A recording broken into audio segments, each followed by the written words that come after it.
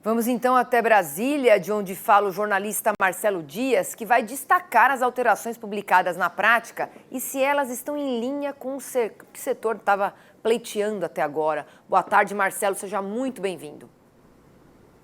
Boa tarde, Priscila. Boa tarde a você que nos assiste no Mercado e Companhia. É isso mesmo. Do que tem de destaque, do que foi colocado ontem pelo Conselho Monetário Nacional, Priscila, a gente tentar entender como que agora os produtores vão tirar esses recursos do banco. E tem uma parte principal ali, dentro dos critérios que foram colocados nessa resolução, é que cada banco tem o seu próprio critério para poder liberar esses recursos para os produtores rurais. O que fica aí uma grande dúvida de como que o produtor pode ter acesso, então, a esses recursos que serão liberados aí a partir da publicação do decreto que foi ontem à tarde, Priscila. Essa é a principal dúvida. A outra questão foi que o ministro destacou, agora há pouco na fala dele, sobre o PLN, para retirar aí as restrições das negativações dos nomes dos produtores para que possam acessar as medidas já oferecidas. A gente sabe que se algum produtor tem algum problema de negativação diretamente com aquela instituição bancária, ele tem essa dificuldade de acessar o recurso. Sobre isso, então, eu vou conversar agora com o senador Luiz Carlos Reis, que vai nos atender e explicar um pouco melhor sobre isso que foi publicado ontem, bem no finalzinho da tarde, para saber se isso atende à expectativa do setor. Boa tarde, senador. Seja bem-vindo. Já começo fazendo uma pergunta para o senhor. Como é que o produtor pode ter acesso a esse crédito se ele tem problema às instituições financeiras? Seja bem-vindo. Bem, boa tarde, Marcelo, boa tarde, Priscila, boa tarde aos parceiros aí do Mercado e Companhia, do Canal Rural. O grande problema é primeiro, bem-vindo à medida de prorrogar o prazo por mais 30 dias. Esta resolução 5162 prorroga o prazo de 15 de julho para 16 de setembro, de agosto, setembro, quer dizer.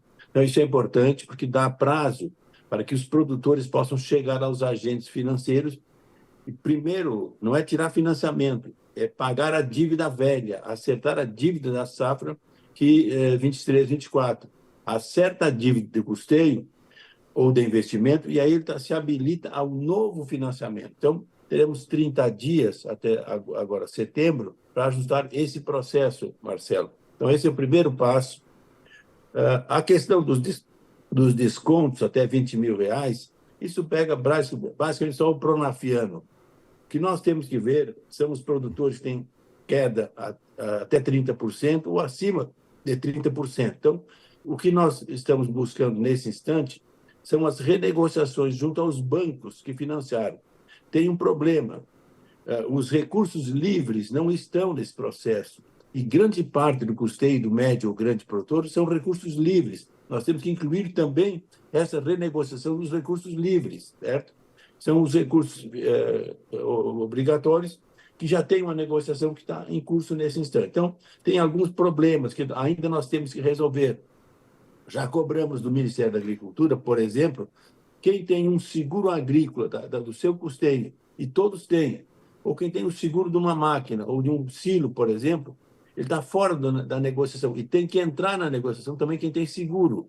Então, essas questões todas, Marcelo, nós estamos buscando agora, vamos seguir trabalhando, a bancada gaúcha trabalhando nesse assunto, os produtores, quero cumprimentá-los pelas mobilizações que fizeram nos últimos dias, isso é muito importante para mostrar que não estão satisfeitos com as medidas que estão sendo anunciadas anteriormente e anunciadas agora. Então, o que nós queremos é continuar essa pressão junto aos Ministérios da Agricultura, Desenvolvimento Agrário e principalmente o Ministério da Economia, o Ministério da Fazenda, que ali é que trava o processo, porque afinal tem custo essas negociações. E esses custos nós temos que ajustar e é o que nós estamos fazendo nesse instante.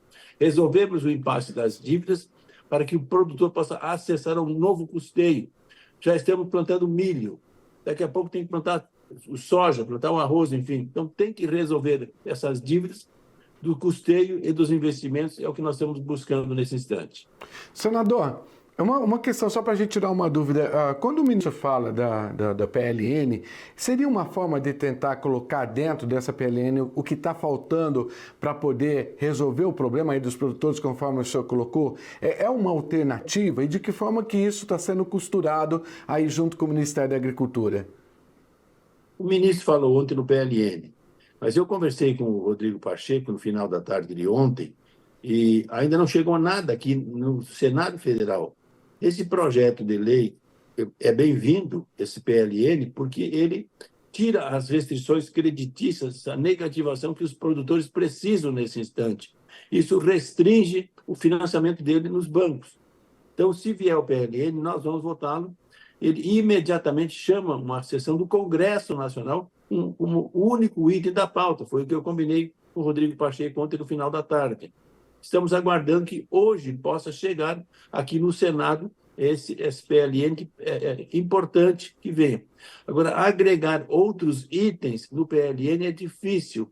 Já temos uma medida provisória também para votar com inúmeras emendas, dezenas de emendas foram apresentadas. E aquilo também não vota assim no mais.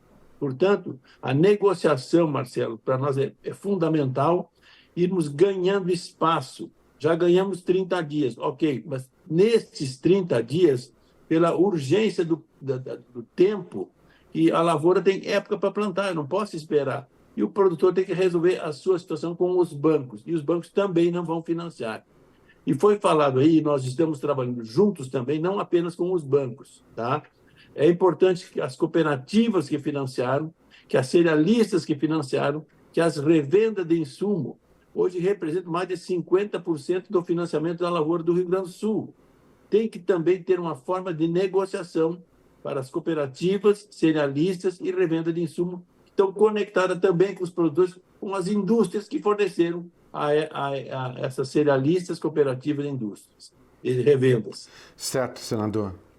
Bom, eu quero agradecer a participação do senhor e vamos continuar nessa expectativa para saber se o PLN chega até hoje aí.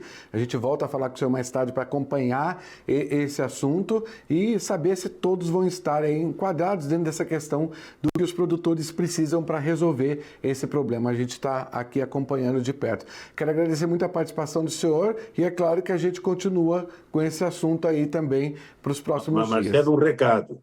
Tem os municípios que estão em situação de calamidade, ok? Estão enquadrados.